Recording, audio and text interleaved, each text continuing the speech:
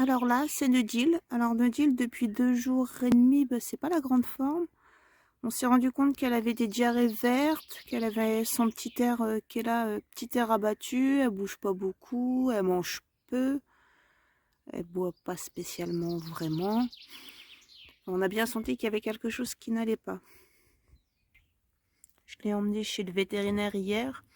Donc c'est bien ce que je pensais, c'est soit des vers, soit une salmonellose. Donc je sais pas trop comment elle a attrapé ça. Bon, dans le doute, je vais quand même tout nettoyer au niveau du poulailler.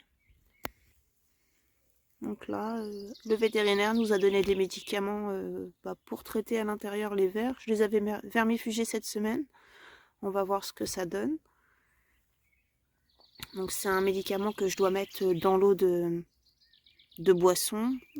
Dans le doute, on va traiter les 2 autres quand même, parce que si c'est une petite bactérie, un virus ou des vers, à un moment donné, on va être embêté avec les 2 autres filles. Donc c'est pas évident parce qu'elle veut pas spécialement boire. Elle garde l'œil vif, mais on voit bien qu'elle n'a pas envie de bouger. Donc je l'ai laissée dans son petit enclos, on a viré les biquettes au champ. Et comme ça, les 2 copines peuvent rester pas loin d'elle. Elles se sentent moins seules. Puis les 2 autres s'amusent quand même chez les biquettes en attendant. Ça permet de gratter un petit peu le terrain.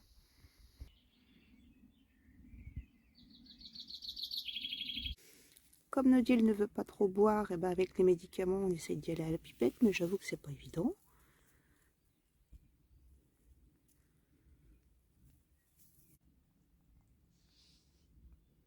Un petit peu.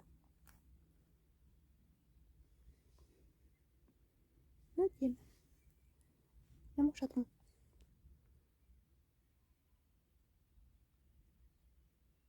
C'est pas gagné, hein? Un petit peu.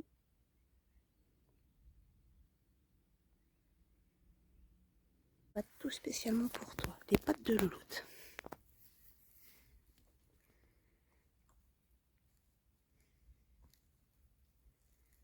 C'est pas mal ça, mon petit poussin. Les pâtes qu'on fait pour Eden, c'est toujours meilleur, hein.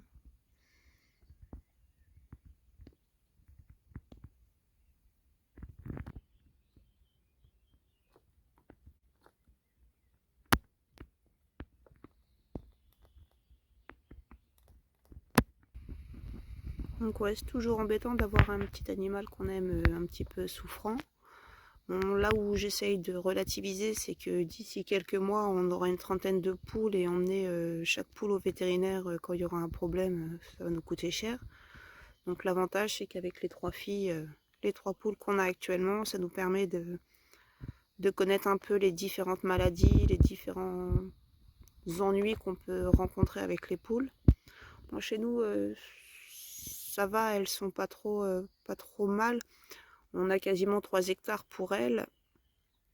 Elles divaguent dans le jardin, elles mangent de l'herbe, elles sont vraiment... elles ont des abris pour la pluie, le vent. Donc c'est vraiment l'avantage que l'on a à la maison. On sait qu'il y a une grande surface et au niveau des vers, il y a dû y avoir quelque chose, un autre oiseau, quelque chose qu'elle a mangé qui n'est pas passé, je sais pas trop. Donc on observe, on essaye de faire en sorte qu'elle mange, qu'elle boive et puis d'ici quelques jours, on verra ce que ça donne. Donc bien entendu, on ne va pas pouvoir manger des œufs pendant 3 semaines, un mois à peu près. Le fait de les traiter contre les vers, le vermifuge, tout ça, ça nous oblige à jeter les œufs. Donc les œufs, je pense que je vais les déposer en forêt. Et puis il y a peut-être une fouine ou un animal, un renard, quoi que ce soit, un rat, qui sera peut-être content de les avoir. C'est toujours ça et c'est pas perdu pour tout le monde. Alors je reviens sur Nodil qui avait des petits problèmes soit de salmonellose, soit de vers, de parasites internes, enfin quelque chose qui l'embête, j'arrive pas trop à déterminer, mais par rapport au vétérinaire on était à peu près cohérents tous les deux sur ce que ça pouvait être. Donc aujourd'hui, je vois, bon là elle dort pas, je vois pas non plus beaucoup d'amélioration, mais c'est super compliqué de lui faire boire l'eau de boisson dans lequel il y a ses médicaments. Donc bon, je l'ai laissé avec les filles, comme ça elles restent toutes les 3. Il y a Maxwell qui doit être dans le fond là-bas.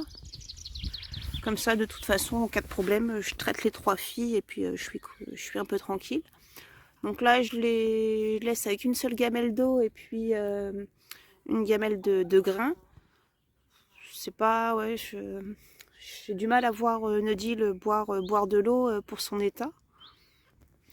Donc du coup, j'ai une amie qui m'a donné une astuce et je n'avais pas pensé et je trouve ça super intéressant.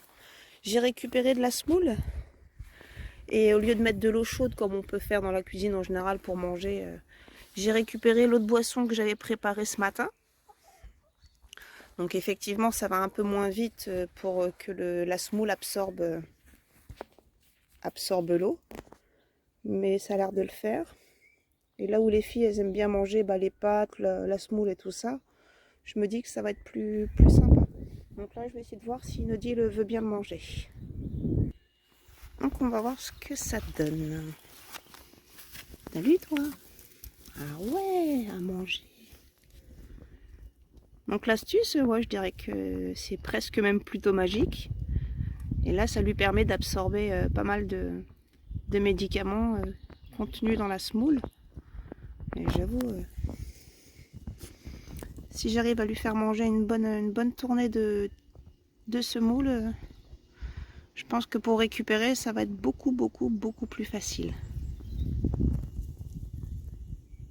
Donc la petite astuce, si vous n'arrivez pas à faire prendre les médicaments des poules dans l'eau de boisson, de la semoule, et ça reste simple et efficace.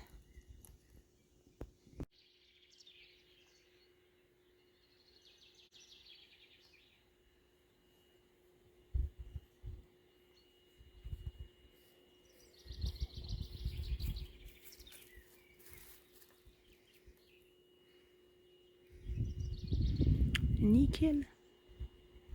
Donc là, je prépare la petite ration de médicaments des filles. Donc j'ai refait de la semoule. Puis il me restait un petit peu de pain. Donc du coup, j'ai préparé l'eau avec les médicaments. Et le pain plus la semoule, finalement, ça va leur faire leur petit mélange avec les médicaments dedans, en fait. Donc en médicaments, j'avais ça. Donc les pneumobiotiques, c'est quelque chose que j'avais déjà.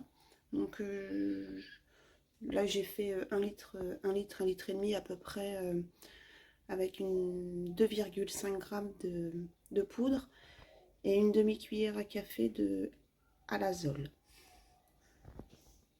Donc ouais, je pense que ça va leur plaire et du coup elles vont pouvoir manger plus facilement.